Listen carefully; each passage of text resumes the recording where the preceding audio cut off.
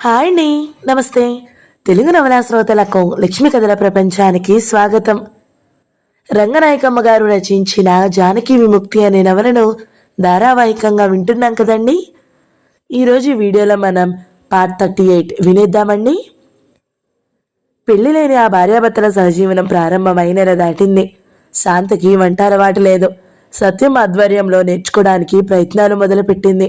శాంత ఏ పని చేయబోయినా సత్యానికి జానకి ఏదో ఒక తప్పు దొరుకుతూ ఉంటుంది. ఇక్కడ చెంచా తీసి అక్కడ పెట్టవేం, అక్కడ గ్లాస్ తెచ్చి ఇక్కడ పెట్టావేం అంటాడు సత్యం. కత్తిపీట కడగకుండా పెట్టారేం అంటుంది జానకి. మీ శుభ్రాలు సద్దుళ్ళు నాకు చేత కావు బాబు అని నవ్వుకుంది శాంత. చేతయ్యి చేతనయ్యాకే రా, అందాక రావద్దు వంటింట్లోకి అంటాడు సత్యం. అయితే నా భోజనం మేడ మీదకు పంపండి, హాయిగా కూర్చుని చదువుకుంటాను. సరే పంపుతాంలే, వెళ్ళు, మా పన్నుల్లో అడ్డం రాకు. సత్యానికి చీకటినే లేవడం అలవాటు. ఫస్ట్ షిఫ్ట్ కాకపోతే తనే ముందు వంటింట్లోకి వస్తాడు. శాంత లేచి వచ్చేటప్పటికే సగం పని అవగొట్టేస్తాడు. పాలు కాచేసి, కూరగాయలు కోసేసి, బియ్యం కడిగేసి ఇంకా చాలా చేసిస్తాడు. శాంత రాగానే, చూసావా, అణిచబడ్డ గృహిణిలాగా పొద్దున్నే పేపర్ అన్నా చూడకుండా ఇల్లు ఎలా సంభాళించుకుంటున్నానో అంటాడు. శాంత నవ్వి, గొప్ప ఆదర్శ గృహిణికి ఉండవలసిన లక్షణాలన్నీ ఉన్నాయి నీకు అంటుంది. ఈ మెచ్చుకోళ్లే అక్కర్లేదు నాకు, విముక్తి కావాలి అంటాడు. పోరాడి తెచ్చుకో. ఎవరితోటి? లాభం లేదు. భారత స్త్రీలందరికీ ఎప్పుడు విముక్తో నాకు అప్పుడే విముక్తి అని నిట్టూరుస్తాడు. శాంత రోజు పొద్దున్న 7 గంటలకే బయలుదేరాలి ఇంట్లో. ముందు సీనియర్ గారు ఆఫీస్కి వెళ్ళి 10:30 వరకు ఆ రోజు కేసులకు సంబంధించిన పనులు చూసుకుని సీనియర్ ఇంట్లోనే భోంచేసి ఆయన కారులో కోర్టుకు వెళ్ళి మళ్ళీ సాయంత్రం 5 తర్వాత అవసరమైతే ఆఫీస్కి వెళ్ళడం, లేకపోతే ఇంటికి రావడం. సాధారణంగా సాయంత్రాలు తొందరగానే వచ్చేస్తూ ఉంటుంది. అయినా శాంతి ఇంట్లో ఉండే టైమే తక్కువ. సత్యం కూడా ఎప్పుడూ వేరే వేరే ఫ్యాక్టరీల వర్కర్స్ని కలిసే పనుల మీద తిరుగుతూ ఉంటాడు. వాళ్ళ యూనియన్ పరిస్థితుల గురించి, మేనేజ్మెంట్తో వాళ్ళ ఇబ్బందుల గురించి, ఒక్కోసారి వర్కర్స్కి వ్యక్తిగతంగా వచ్చే సమస్యలు, కేసులు అన్నిటికీ ఏదో ఒక విధంగా కలగజేసుకోవలసి వస్తూ ఉంటుంది. వర్కర్స్ రాజకీయాల తరగతుల కార్యక్రమాలు రెగ్యులర్గా జరుగుతూనే ఉన్నాయి. జానకి నెలలు నిండుతున్నా ఇంకా ఫ్యాక్టరీ పని మాననే లేదు. ఇక మానేసి రెస్ట్ తీసుకో అని సత్యం ఎన్నిసార్లు చెప్పినా నా ఒంట్లో ఆరోగ్యంగానే ఉంది అని ఓపిక్గా పనికి వెళ్తానే ఉంది. ఒకసారి శాంత విషయంలో జానకి కొంచెం తెలివి తక్కువగా ప్రవర్తించిన సంఘటన ఒకటి జరిగింది. అప్పటికి సుందరమ్మ ఇంకా రాలేదు. ఆ రోజు పొద్దున పూట ముగ్గురు ఇంట్లోనే ఉన్నారు. ముగ్గురు కూర్చుని భోజనాలు చేస్తున్నారు.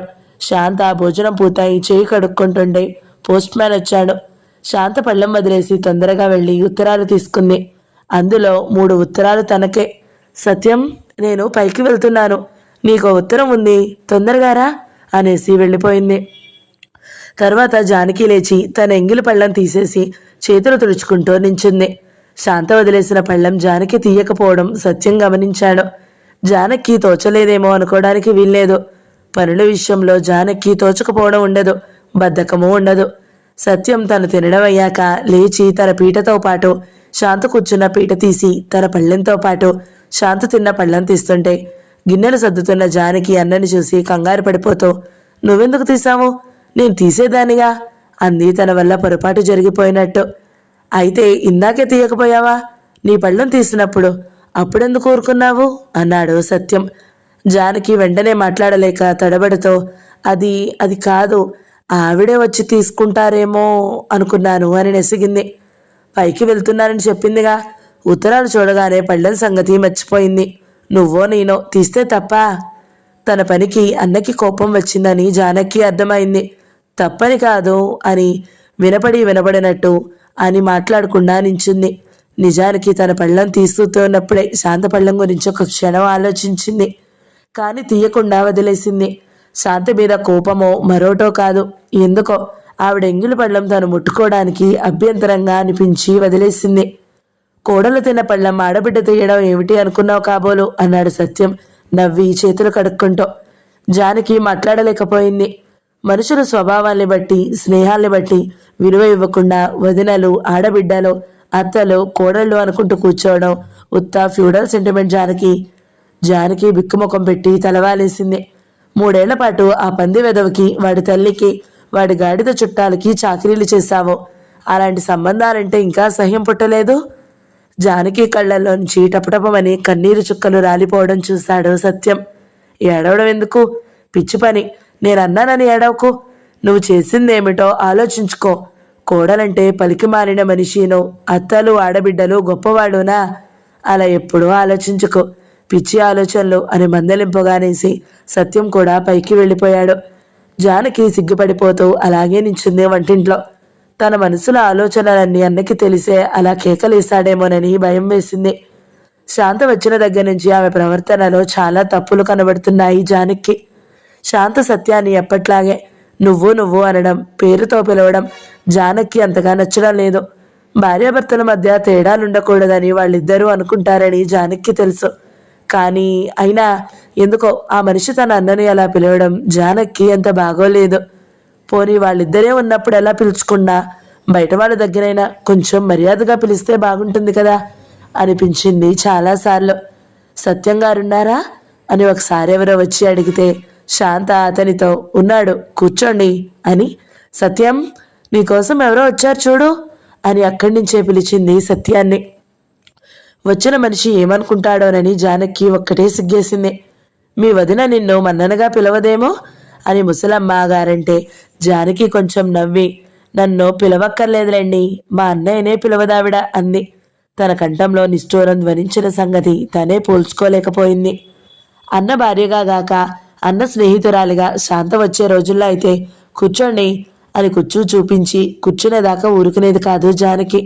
ఆ శాంతే ఇప్పుడు కుర్చీ మీద కూర్చుని రాసుకుంటూనో చదువుకుంటూనో ఉంటే జానకి మనసులో ఎక్కడో ఏదో గుంజాటన జరుగుతూ ఉంటుంది. అన్నయ్య వచ్చినప్పుడైనా కొంచెం లేవకూడదా అనుకుంటుంది జంకుతో. మళ్ళీ వెంటనే ఛీ నేను ఇలా అనుకోవడం ఏమిటి, ఆవిడెంతో చదువుకున్న మనిషి, పూర్వకాలం వాళ్ళలాగా ఉంటుందా అని తనని తానే విసుక్కుంటుంది. జానకి స్వతహాగా చాలా మంచి మనిషే, రెండో మనిషిని పీడించే స్వభావం లేదు. అయినా శాంత గురించి జానకి మనసులో ఆ మాత్రం వ్యతిరేకత సాగుతుందంటే ఆ విషయాల్లో మంచి చెడ్డలు ఆమెకి ఇంకా సరిగా అర్థం కాలేదన్నమాటే. తన అన్నకి శాంతకి ఉండే అభిప్రాయాలు, వాళ్ళ భావాలు, వాళ్ళ స్నేహానికి ఉన్న స్వభావము అవేవి జానకి సరిగా తెలియవు. భార్యాభర్తల మధ్య వాళ్ళ రకం సంబంధాన్ని అర్థం చేసుకోవడం జానకి ఇంకా చేత కావడం లేదు. వదిన గారి ఎంగిలి పళ్ళం తీయడానికి తనైతే వెనకాడింది, కానీ భార్య తిన్న పళ్ళం తీయడానికి తన అన్న వెనకాడలేదు.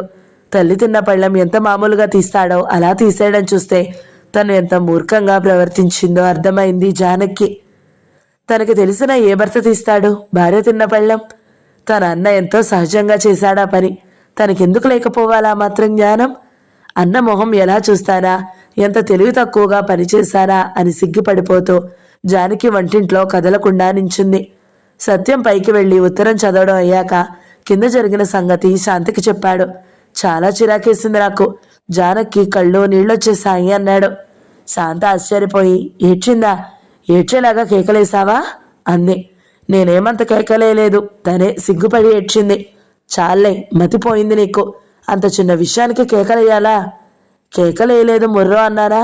కొంచెం సీరియస్గా చెప్పాను, చెప్పకపోతే ఎలా తెలుస్తుంది? ఏమిటి తెలిసేది? అస్తమాను మూర్ఖంగా చేస్తే అనొచ్చు గాని తన ఆడబిడ్డని విర్రవీగుతుందా అస్తమాను అంటూ శాంత గబగబా మెట్ల దగ్గరికి వెళ్ళి, జానకి ఏం చేస్తున్నావు, పడుకున్నావా, ఒకసారి పైకొస్తావా అని పిలిచింది. జానకి జంకుతూ వచ్చింది పైకి. ఏడ్చి కళ్ళు తుడుచుకున్నట్టు తెలిసిపోతుంది జానకి ముఖం. కూర్చో, ఏడ్చావు కదూ, సత్యం బాగా తిట్టాడా? జానకి మాట్లాడకుండా ఊరుకుంది. నేనే పళ్ళం మాటే మర్చిపోయాను, మొదటి తప్పు నాది. మర్చిపోవడం తప్పు కాదు, ఇంకొకళ్ళ మీదకి పని తోసేయాలని చేస్తే తప్పు గాని మర్చిపోతే ఏం తప్పు అన్నాడు సత్యం. మీ తప్పేముంది, నాదే తప్పు అంది జానకి జీరకంఠంతో తలవాలేసి. మరి ఎందుకలా చేశావు? నీ పళ్ళం తీసేటప్పుడు నా పళ్ళం కూడా తీసేయకపోయావా అంది శాంత నవ్వు మొహంతో. మాట్లాడలేదు జానకి. నా పళ్ళు ముట్టుకోబుద్దే లేదా నీకు అంది శాంత మళ్ళీ. జానకి సిగ్గుపడిపోతూ కాదు, ఎవ్వరూ అలా చెయ్యరని నసిగింది. ఎవరూ చెయ్యరా అంది శాంత ఆశ్చర్యంగా. నేను లంకణాలు పడి లేచి పత్యం తిన్న పూట కూడా నా పళ్ళం వాళ్ళు ముట్టుకునేవారు కాదు. వాళ్ళు అంటే ఎవరో ఇద్దరికీ అర్థమైంది. చూసావా అన్నట్టు చూసింది శాంత సత్యం వైపు. వాళ్ళు అలా చేస్తే నీకు బాధేసిందా లేదా? నీ పళ్ళెం వాళ్ళు ముట్టుకోలేదంటే నీకంత బాధేసింది. ఆ పనే నువ్వు ఇంకో మనిషికి ఎలా చేశావు అన్నాడు సత్యం. నేను అలా జ్వరంతో ఉంటే అలా చేస్తుందా ఏమిటి సత్యం అని సత్యాన్ని విసుక్కుంది శాంత. అదంతా నాకు అనవసరం. కోడలు తిన్న పళ్ళం ముట్టుకోకూడదని వాళ్ళు ఏ ఆచారం పాటించారో జానకి అదే ఆచారం పాటించిందా లేదా? తెలియక చేసింది. ఎందుకు తెలియలేదు? అది నా ప్రశ్న. వాళ్ళు చేసినప్పుడు తను బాధపడింది కదా. తెలియక కాదు, కొంచెం ఆడబిడ్డ హోదా ప్రదర్శించాలని సరదా పడింది. అసలు సంగతి అది అన్నాడు సత్యం. చాలే ఊరుకో, తను అసలే బాధపడుతుంది. సరే, నీ ఆడబిడ్డ నువ్వు ఒకటైతే నేనేం చేయను అని సత్యం కిందకి వెళ్ళిపోయాడు. సత్యం అనేది అర్థం చేసుకోజానికి సత్యానికి చాలా విషయాలు తెలుసు. తెలిసిన వాళ్ళు ఏమైనా చెప్తే తెలియని వాళ్ళు నేర్చుకోవాలి. ఒకసారి ఏమైందో తెలుసా? నేను కొత్త ఉంగరాలు, గాజులు, దుద్దులు, గొలుసులు అన్నీ పెట్టుకుని లైబ్రరీకి సిద్ధమయ్యాను. సత్యం గేటు దగ్గర ఎదురుపడి నన్ను ఎగాదిగా చూసి, చదువుకుని ఉద్యోగాలు చేసే వాళ్లకు కూడా ఈ నగల పిచ్చేమిటని తల తిరిగిపోయేలా చివాట్లు పెట్టేసి వెళ్ళిపోయాడు. మొదట నాకు చాలా ఆశ్చర్యం వేసిందనుకో. నిజంగా నేను సత్యం తిట్టినందుకు బాధపడలేదు. అతను అన్నది ఎంతవరకు కరెక్టా అని సీరియస్గా ఆలోచించాను. ఎదుటి మనిషి ఒక పాయింట్ చూపించి ఆర్గ్యూ చేస్తుంటే మన దగ్గర ఏమన్నా జవాబు ఉందా అని ఆలోచించాలి గాని బాధపడి కోపాలు తెచ్చుకుని లాభం లేదు.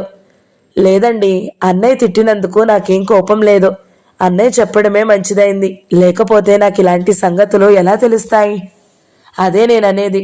ఎంతకాలం పాత మనుషుల్లాగా చాదస్తంగా ఉంటాను చెప్పు? ఏది మంచిదైతే దాన్ని ఒప్పుకోవాలి, నేర్చుకోవాలి, తొందరగా మారాలి. మా అక్క చూడు, ఎంఏ చదివింది, ఉద్యోగం చేస్తుంది. ఏం లాభం?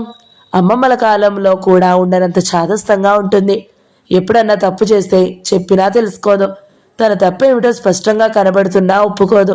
తనతో ఒక గంట సేపు గడపాలన్నా చాలా విసుగ్గా ఉంటుంది నాకు. శాంతతో కాసేపు మాట్లాడాక జానకి తేటబడ్డ ముఖంతో చిన్న నవ్వుతో కిందకి వెళ్ళిపోయింది. మీ ఆడబిడ్డ ముఖం కలకల్లాడిపోతుంది. ఏం చేశావు అంటూ వచ్చాడు సత్యం పైకి. ఒకరోజు శాంతకి సత్యం మీద చాలా కోపం వచ్చిన సంఘటన ఒకటి జరిగింది. సత్యానికి కూడా సత్యం మీద కోపం వచ్చిన సంఘటనే అది. శాంత ఆ రోజు కోర్టుకి వెళ్ళడం లేదని సత్యం బయటికి వెళ్తుంటే 2 ఉత్తరాలు ఇచ్చి పోస్టులో వేయమని చెప్పింది. సత్యం ఆ కవర్లో ఒక పుస్తకంలో పెట్టి బ్యాగ్లో పెట్టుకున్నాడు. మర్చిపోకు సత్యం, ఉత్తరాలు జాగ్రత్తగా పోస్టులో వెయ్యి. మూర్తి గారికి వెళ్లేవే అవి. వేరే అడ్రస్లు రాసాలే, జాగ్రత్త. ఇంత చాదస్తురాలు అయ్యావేమిటి? ఎన్నిసార్లు చెప్తావు? నాకు అన్నిసార్లే చెప్పక్కర్లేదు అని నవ్వి వెళ్ళిపోయాడు సత్యం. రాత్రి సత్యం వచ్చేసరికి 10 దాటింది. స్నానం, భోజనం అన్నీ ముగించుకుని పైకి వచ్చి బ్యాగ్లో పుస్తకాలు తీసి టేబుల్ మీద పెట్టి కూర్చున్నాడు. శాంత సత్యంతో మాట్లాడుతూ టేబుల్ దగ్గర నిలబడి పై పుస్తకం తీసేటప్పటికి అందులో పోస్ట్ చేయని ఉత్తరాలు. సత్యం కూడా వాటిని చూసి అదిరిపడ్డాడు. నోరు పెగలనట్టు నిర్ఘాంతపోయాడు. పోస్టులు ఎందుకు వేయలేదు అన్నట్టు శాంత ఆశ్చర్యంగా చూసింది. ఇంట్లో బయలుదేరిన దగ్గర నుంచి ఏం జరిగిందా అని గుర్తుకు తెచ్చుకుంటూ అబిట్స్లో వేద్దామనుకున్నాను. బస్సులో చంద్రయ్య కనబడితే అతన్ని ఒక కేసులో ఇరికించారు ఫ్యాక్టరీ వాళ్ళు. ఆ విషయాలు చెబుతుంటే వింటూ అబిట్స్లో పోస్ట్ చేసే సంగతే మర్చిపోయాను. చంద్రయ్య విషయంలో ఒక కరపత్రం వెయ్యాలని వేరే వాళ్లతో మాట్లాడాను. ఆ గొడవలో పడి ఇప్పటిదాకా గుర్తే లేదు. మధ్యలో ఎప్పుడన్నా పుస్తకం తీస్తే గుర్తొచ్చేది కానీ టైం లేక ఇవాళ పుస్తకాలే ముట్టుకోలేదు. ఇంత ముఖ్యమైన విషయం ఎలా మర్చిపోయానో నాకే ఆశ్చర్యంగా ఉంది శాంత అని తనకి తానే ఆశ్చర్యంలో మునిగిపోయాడు. ఉత్తరాల విషయంలో బండగా ఉండేవాళ్ళంటే సత్యానికి చెప్పలేనంత కోపం. ఉత్తరాలు పోస్టులో వేయడం నీ జీవితంలో ఒకసారి మర్చిపోతావు అని ఎవరన్నా అంటే అలా ఎప్పటికీ జరగదని సత్యం లక్ష రూపాయలకైనా పందెం వేసేవాడే. దేవుడి మీద నమ్మకం ఉన్న వాళ్ళైతే నన్ను పరీక్ష చేయడానికి దేవుడు ఈ సంఘటన కల్పించాడు అని గాఢంగా నమ్మేంత ఆశ్చర్యకరమైన విషయం అది సత్యం జీవితంలో. శాంతకి ఏమనడానికి తోచలేదు. ఆ ఉత్తరాలు అర్జెంటుగా అందాలి మూర్తికి. అంతకన్నా తొందరగా పంపడానికి సాధ్యం కాలేదు. అతను అడిగిన కాగితాలు కిందటి రోజే విశ్వ ప్రయత్నం మీద దొరికాయి. హైకోర్టులో ఒక కవరు కాకపోతే ఒక కవర్ అయినా అందుతుందని 2 వేరు అడ్రస్సులతో 2 కవర్లు తయారు చేసింది. ఆ సంగతి అంతా సత్యానికి తెలుసు. అంతా తెలిసి ఇలా చేసుకొచ్చాడు. ఒక పుస్తకం తీసి మాట్లాడకుండా చదువుకుంటూ కూర్చుంది శాంత. ఆమెను పలకరించాలంటేనే భయం వేసింది సత్యానికి. అప్పుడు వెంటనే పరిగెత్తుకు వెళ్ళి జీబీవీలో పడేసి ఉత్తరాల రాత్రికి కదిలే మార్గం లేదు. సత్యం కాసేపు మాట్లాడకుండా కూర్చుని నెమ్మదిగా శాంత చదివే పుస్తకం మీద జంకుతూ చేయి పెట్టి, శాంత, కొంచెం మాట్లాడుదో. చాలా పొరపాటైంది నా వల్ల. నా మీద నాకే కోపంగా ఉంది. నీకెంత కోపంగా ఉందో నాకు తెలుసు. కోపంగా ఉంటే తిట్టో, మాట్లాడకుండా ఉంటే ఏమీ బాగాలేదు నాకు అన్నాడు. మాట్లాడితే ఏమంటానో అని నాకే భయంగా ఉంది. ఏమన్నా పర్వాలేదు, కొంచెం నా మాట వినవు. చాలా తప్పు చేశాను. లంచ్ టైంలో కూడా ఆ పుస్తకం తీయకపోవడం వల్ల పూర్తిగా మర్చిపోయాను శాంత. సంజాయిషి ఎందుకు ఇప్పుడు? సంజాయిషి అని కాదు, ఉత్తరాల విషయంలో నేను ఎప్పుడన్నా ఇలా చేశానా? ఎప్పుడన్నా సంగతి ఎందుకు, ఇప్పుడు చేసిందేమిటి? వేరే ఉత్తరాలు అనుకుని పొరపాటున అశ్రద్ధ చేస్తావేమోననే కదా అవి మూర్తి గారికి వెళ్లే ఉత్తరాలని చెప్పాను. అంత ముఖ్యమైన పనిలో అంత బాధ్యత లేకుండా ప్రవర్తిస్తే ఏమనుకోవాలి? అలా అనకు శాంత. బాధ్యత లేకే అలా చేశానా? మరెందుకు చేశావు? బాధ్యత ఉండి చేశావా? మర్చిపోయి చేశాను గాని మర్చిపోకుండా గుర్తు పెట్టుకోమనే కదా అన్నిసార్లు చెప్పాను. గుర్తుంటే చేసి గుర్తు లేకపోతే మానేస్తే నీ గొప్ప ఏమిటి? అందరూ చేస్తారు అలాగా. గుర్తు పెట్టుకోవడానికి ఏం ప్రయత్నం చేశావు?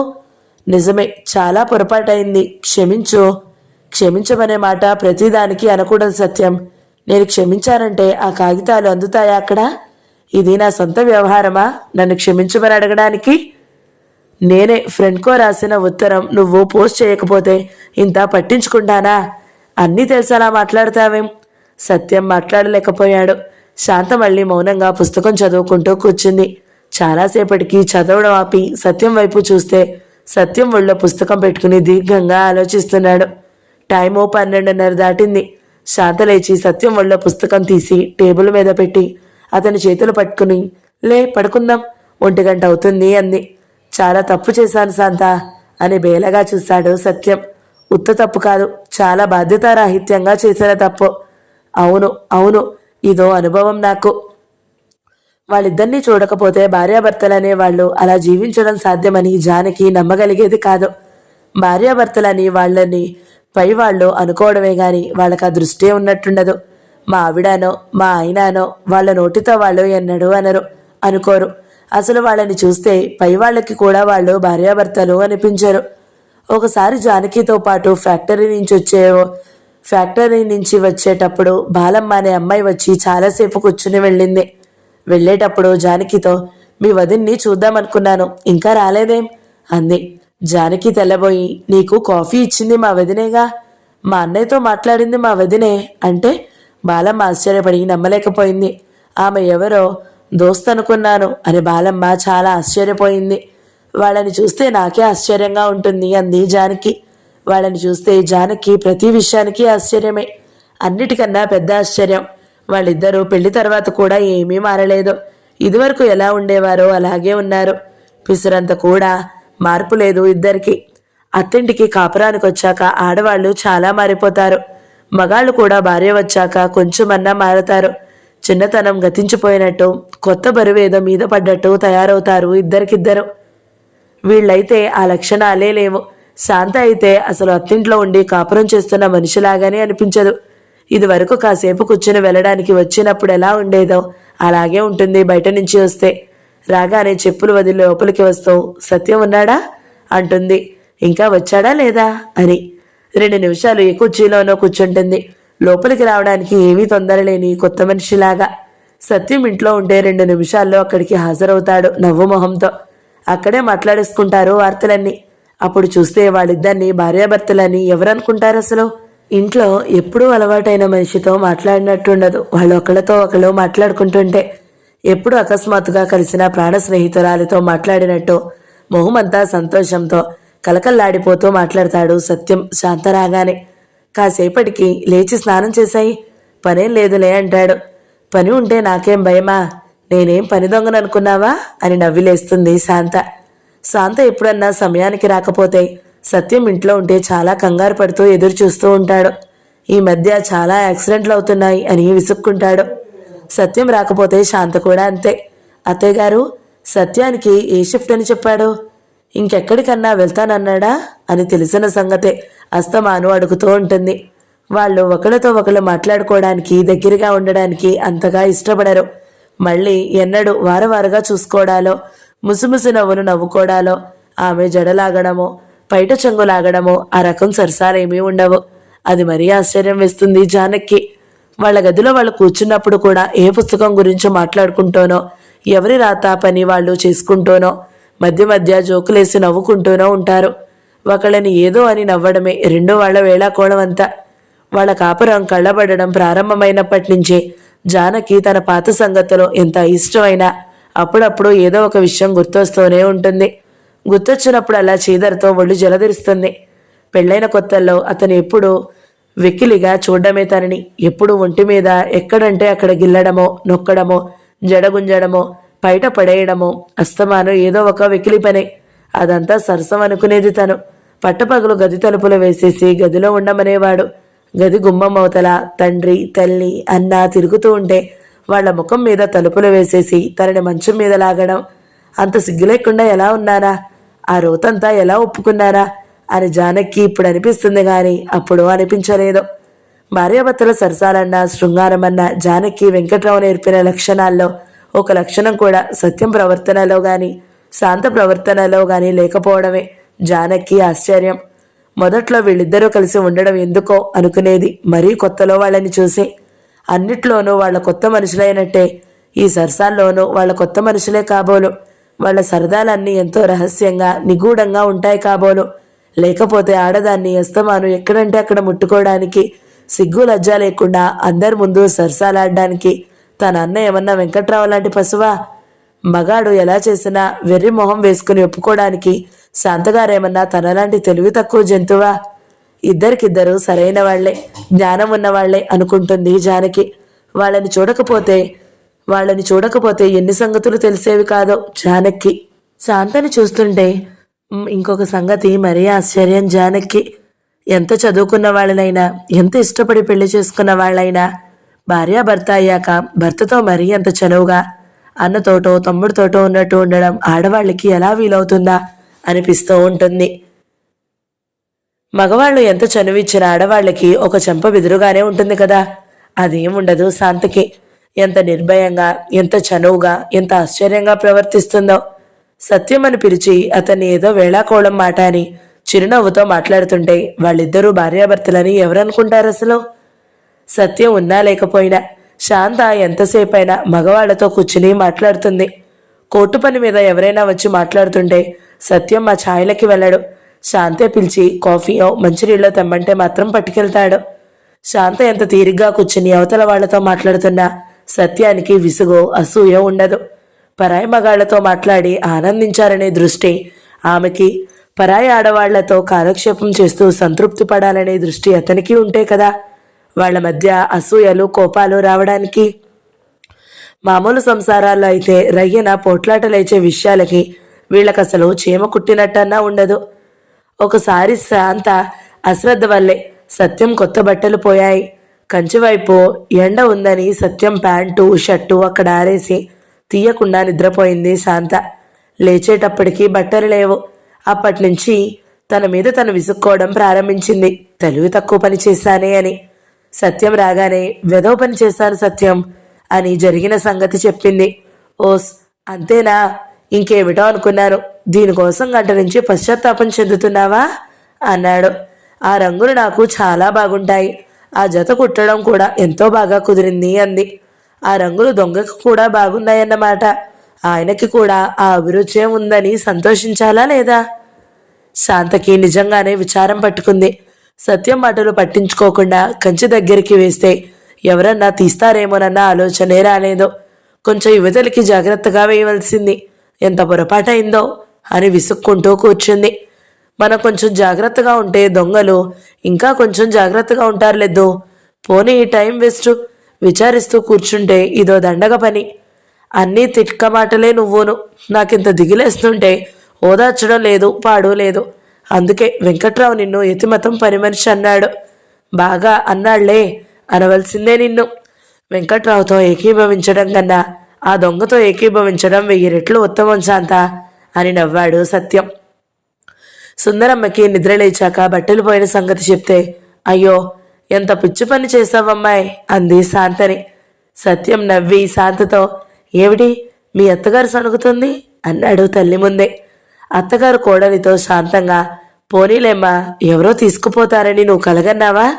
మళ్ళీ నీకు నచ్చినవే కుట్టించుకోవచ్చులే అనాలని సత్యం అభిప్రాయం. సనగడం మొదలు పెడితే ఇక అదే సాగుతుంది, అదే అలవాటైపోతుంది. కొడుకు మాటలకి సుందరమ్మ కూడా ముసుముసు నవ్వులు నవ్వి ఊరుకుంది. విశాలాక్షి గారి చిన్నపిల్ల తాళం కప్పతో ఆడి దాని కొక్కెం విరగ్గొట్టినప్పుడు వాళ్ళింట్లో జరిగిన రాద్దంతా ఒక్కసారి జానకి కళ్ళ ముందు గిర్రెన తిరిగింది. పిల్లని రెండేసి దాని చేతిలో నుంచి తాళం కప్పలాగేసి ఎందుకు దాయలేదని విశాలాక్షి గారి మీద ఎగిరాడు మొగుడు. తన అన్న తలకాయని ఇంకేదన్నా కొత్త పదార్థంతో చేశారేమో అనిపిస్తూ ఉంటుంది జానకి చాలాసార్లు. చిన్నప్పటి నుంచి జానకి చాలా సంసారాలు తెలుసు. తన తల్లిదండ్రులు, స్నేహితురాళ్ళు, వాళ్ళ తల్లిదండ్రులు, బంధువులు వాళ్ళు, ఇరుగు పొరుగుల వాళ్ళు, ఇంకా చాలామంది తెలుసు. బెజవాడలో ప్రమీల గారు, ఆవిడ భర్త చాలా బాగుంటారని జానకి అభిప్రాయం నిన్నటిదాకా. ఇప్పుడు ఆలోచిస్తే వాళ్ళిద్దరూ కూడా మామూలు వాళ్లేనేమోనని అనిపిస్తుంది. ఉద్యోగం చేస్తున్న ఇంట్లో పనంతా ఆవిడే చేస్తుంది. ఆయన అప్పుడప్పుడు ఏదో కాస్త చేసేవాడు కానీ మొక్కుబడిగా చేయడమే అది. పిల్లలతో ఎప్పుడు ఆవిడ మీ నాన్నగారు మీ నాన్నగారు అంటూ ఉండేది. ఆఫీస్ నుంచి వచ్చిన మనిషి ఇంట్లో అయినా లేకపోతే కాసేపు వాకిట్లో నిలబడి మాట్లాడేది. ఆయన ఉంటే మాత్రం ఆయన ఉన్నారు వెళ్తాను అని గబగబా ఇంట్లోకి వెళ్ళిపోయేది. ఇంట్లో మగాయన ఉంటే ఇక్కడ కబుర్లాడుతూ ఎలా నించుంటుందిలే అని అప్పుడు అనిపించేది. కానీ చెప్పాలంటే ఇంట్లో ఆయన ఉన్నప్పుడు ఇంకా తీరిగ్గా నించోవచ్చుగా. ఇంట్లో ఎవరూ లేకపోతే తొందరగా వెళ్ళి పిల్లలకి ఏదో ఒకటి చూసుకోవాలి. కానీ ఇంట్లో తండ్రి ఉంటే అంత కంగారు పడి పెరగెత్తాల్సిన పనేముంది? అప్పుడు తోచనే లేదు ఈ ఆలోచన జానకి. ఇప్పుడు ఆలోచిస్తే ప్రతిదీ సందేహంగానే ఉంది. ప్రమీల గారికి కూడా భర్త అంటే భయమో బెదిరో ఏదో గాని ఉంది. లేదనడానికి వీల్లేదు. అయినా భర్తని ఏమండి ఏమండి అని పిలిచే వాళ్ళకి శాంతగారికి సాపత్యం ఏమిటసలు? ప్రమీల గారు ఆయన్ని మీరని పిలిస్తే ఆయన నువ్వని పిలుస్తాడు. ఆ ఒక్క సంగతి చాలదు వాళ్ళ మధ్య ఎంత తేడా ఉందో తెలియడానికి. కానీ ఎంతో మంది కన్నా ఆయన మంచివాడు, ఆ మాట నిజమే. వాళ్ళిద్దరూ కొంచెం సుఖంగానే ఉన్నారు. అంత మాత్రాన వీళ్లతో పోలికేమిటి వాళ్ళకి? వీళ్ళ దారి వేరు, వీళ్ళ సంగతి అర్థమే కాదు. తన సంగతి అయితే తనకి అతనికి మాట్లాడుకోవడానికి మాటలే ఉండేవి కావు. అన్నం పెట్టేటప్పుడు రెండో మూడో మాటలు, మళ్ళీ రాత్రిపూట ఒకటో రెండో మాటలు. వీళ్ళకు అసలు కాలం సరిపోదు. ఇద్దరికి ఏదో ఒక మాట నడుస్తూనే ఉంటుంది. అలా అని ఎప్పుడూ మాటలేసుకుని కూర్చుంటారని కాదు. మాట్లాడుకున్నట్టు ఉంటారు, మాట్లాడుకోకుండా ఎవరి పనిలో వాళ్ళు మునిగిపోయినట్టు ఉంటారు. ఒకళ్ళు చిన్నతనం ఒకళ్ళు కళ్ళారా చూసినట్టు ఎప్పటిప్పుడు సంగతిలో చెప్పుకుంటూ ఉంటారు. సత్యం, నేను 9వ తరగతిలో ఉన్నప్పుడు ఒకసారి ఏమైందో తెలుసా అనో ఏమో అంటుంది శాంత. సత్యంతో పాటు అందరూ ఆ కబుర్లు విని నవ్వి ఏదో ఒకటి అంటారు. శాంత, బాలనాగమ్మ సినిమాకి వెళ్తే చిన్నవాళ్ల మేలే అప్పుడు టికెట్లు దొరకలేదు. 2 సార్లు 3సారో దొరికాయి. జానకి, నీకు గుర్తుందా? మనం వెళ్ళాం అంటాడు సత్యం. అందులో నుంచి మళ్ళీ హఠాత్తుగా ఎటో పోతాయి మాటలు. ఇద్దరికి ఎప్పుడన్నా మాట వస్తుందా అని చూస్తుంది జానకి. ఒక్కోసారి వాళ్ళకి ఘర్షణలు వస్తాయి కానీ కోపాల్లాగా, మొహాలు చిట్లించుకోవడాల్లాగా, జేవురింపుల్లాగా ఉండవు. అబ్బా, ఏమిటంత అర్థం లేకుండా మాట్లాడతావు అంటారు ఒకరు. అర్థం లేదు నాకా నీకా అంటారు రెండో వాళ్ళు. అది సందేహమేగా ఉన్ను. నాకేం సందేహం లేదు. అలాగా పోట్లాట వానలేని మబ్బులాగా తేలిపోతుంది. అది హాస్యాలతోటే. జానకి పిచ్చిగాని వాళ్ళకి అసలు తగులెందుకు వస్తాయి? కట్నాలు చాలేదనో, కానుకలు చాలేదనో, మీ వాళ్ళు వెండి పళ్ళాలు పెట్టలేదనో, ఉంగరాలు పెట్టలేదనో, వాచీలు పెట్టలేదనో, పండగలకు పిలవలేదనో తగుల్లేవు. అత్త తిట్టిందనో, ఆడబిడ్డ దెప్పిందనో తగుల్లేవు. ఆడది ఇంకొకటి వైపు చూసిందనో, మాట్లాడిందనో తగుల్లేవు. లేచిన దగ్గర నుంచి పడుకునేదాకా ఆడదే పనితో సతమతం అవ్వాలనే తగుల్లేవు. అంత డబ్బేం చేస్తావని, ఇంత డబ్బేం చేశావని, నన్ను అడగకుండా ఖర్చెందుకు చేశావని, ఈ ఖర్చెందుకు చేశావని తగుల్లేవు. మగాడు దయతరిచి చేతిలో పెడితేనే ఆడదాని చేతిలో ఒక పైసా ఉన్నట్టు, లేకపోతే లేనట్టు. అలాంటి దిక్కుమాలిన తనంతో వచ్చే తగువుల్లేవు. అతనికి వ్యసనాలు లేవు, ఆమెకి ఆడంబరాలు లేవు. చీటికి మాటికి కొత్త బట్టలనో, కొత్త నగలనో, పెళ్లిళ్లనో, పేరంటాలనో, వ్రతాలనో, నోములనో, పేకాటలనో, పార్టీలనో అర్థం పర్థం లేని ఖర్చుల కోసం తగువులు లేవు. ఇక ఏ విషయానికి వస్తాయి తగువులు? మంచినీళ్లు పట్రా, అన్నం వడ్డించు, నీళ్లు తోడు, తువ్వాలివ్వి అని తెల్లారి లేస్తే ప్రతి కుంభలోనూ పెత్తనంగానో, నాగరికం పేరుతో కాస్త నాజూకుగానో, మగ కంఠాల్లో నుంచి వినబడే మాటలు వాళ్ళ ఇంట్లో ఏ పద్ధతిలోనో వినబడవు. పరిస్థితిని బట్టి ఎవరి పని ఎవరైనా చేస్తారు. ఒకరు ఖాళీగా ఉండి తన పని రెండో వాళ్ళ మీదకి గెంటడం ఎవరూ చేయరు. ఇక ఏ విషయానికి వస్తాయి తగువులు? పూట పూట అందరిళ్లలోనూ వచ్చేలాగా అన్నం చిమిడిందనో, కూరలు ఉప్పు ఎక్కువైందనో వంటింటి తగువులో వాళ్ళ ఇంట్లో అసలే రావు. వాళ్ళ అన్నం చిమ్మడదని కాదు, వాళ్ళ కూరల్లో ఉప్పు ఎక్కువైందని కాదు. అలా జరిగితే ఇంకో 4 జోకులు వస్తాయి వాళ్ళకి. కూరల్లో ఉప్పు ఎక్కువ వేసుకోకూడదని లెనిన్ అన్నాడు అంటాడు సత్యం. ఏ వ్యాసంలో అన్నాడు చూపించు అంటారు శాంతో జానకో. పని అయ్యాక చూపిస్తాగా, చూపించేదాకా మాట్లాడుకో. అయితే లెనిన్ కూరల్లో ఉప్పు ఎక్కువ వేసుకోమంటున్నాడా మీ ఉద్దేశం? లెనిన్ అసలు ఉప్పు వ్యాసం రాయలేదని మా ఉద్దేశం. లెనిన్ సమస్తం రాశాడు. ఏం తెలుసు మీకు లెనిన్ గురించి? అక్కడితో ఉప్పు సంగతి పోయి లెనిన్ సంగతి నడుస్తుంది వంటింట్లో. ఇంట్లో అందరూ వంట పని చేస్తారు కాబట్టి అందరికీ పొరపాట్లు వస్తూనే ఉంటాయి కాబట్టి ఎవరి పట్ల ఏ పొరపాటు జరిగినా మిగతా వాళ్ళు సర్దుకుపోతారు. ఎప్పుడు ఒక్కళ్ళే ఉండి మిగతా వాళ్ళు మింగుతూ ఉంటే తప్పొప్పులో ఎవరికైనా వస్తాయని మింగే వాళ్ళకేం తెలుస్తుంది? వాళ్ళు ఆ పని చేసే వాళ్ళైతేనే తెలుస్తుంది. జానకి సంగీతం ఇష్టం. రేడియోలో మంచి పాటలు ఏమైనా వస్తాయేమోనని పొద్దున్నే ట్రాన్సిస్టర్ తెచ్చి వంటింట్లో ఒక మూల పెడుతుంది. సత్యం ఏదో ఒక జోక్ వేస్తూనే ఉంటాడు అన్నిటి మీద. మీరా పాటలు వస్తుంటే మీరా భలే తెలివైంది, సంసారం వదిలేయడానికి భలే ఉపాయం పన్నింది, అందుకే నాకు చాలా ఇష్టం మీరా అంటే అంటాడు. ఓయి తుమ్మెదా, నన్ను మాయ చేతువా, నేను నమ్మినాను అని ఒక ఆవిడ పాడుతుంటే తుమ్మెదను నమ్మడమే, ఈగని నమ్మడమే, చీమని నమ్మడమే, మళ్ళీ మాయ చేతువా అని గోల అని విసుక్కుంటాడు. సత్యం ముక్కలు ఉడికాయో లేదో చూడు అని శాంత ఇంకో పనిలో ఉండి పురమాయిస్తే సత్యం ఒక ముక్క తిని నేను తినేసిన ముక్క ఉడికింది, మిగతా ముక్కల సంగతి చెప్పలేను అంటాడు. అయితే అన్నీ తినేసి ఉడకాయో లేదో చెప్పు అని నవ్వుతుంది శాంత. అన్నం ఉడికిందో లేదో చూడాలంటే మెతుకులన్నీ చూడాలా అంటారే అని జానకు శాంతో అడిగితే ఆ సూత్రం అన్నానికే, కూరకి కాదు అంటాడు. ఎప్పుడూ హాస్యాలతోటి నడుస్తుంది వంటింట్లో. జానకైతే వంట చక్కగానే చేస్తుంది. సత్యం కూడా పర్వాలేదు. శాంత మాత్రం ఎప్పుడు కూరలు చెడగొడుతుంది. తినేటప్పుడు మిగతా వాళ్ళు సరిపెట్టుకుంటారు కానీ తనే సరిపెట్టుకోదు. పస్తులైనా ఉంటాను కానీ ఈ కూరలు నేను ముట్టుకోను బాబు అని ఆ కూరలు తినడం ఎగ్గొడుతుంది. ఇంకో వారం రోజులు చూసి మిమ్మల్ని వంటింట్లో నుంచి డీబార్ చేస్తాం వదిరా అంటుంది జానకి. శాంతని జానకి ఒక్కోసారి నువ్వు అని ఒక్కోసారి మీరు అని ఎలా బుద్ధి పుడితే అలా పిలుస్తుంది. చెయ్యండి, నాకే మంచిది. మీ దగ్గర నేర్చుకున్నానుగా వంట. మీరిద్దరూ కిటుకులు చెప్పకపోతే నేనేం చేయను అంటుంది శాంత.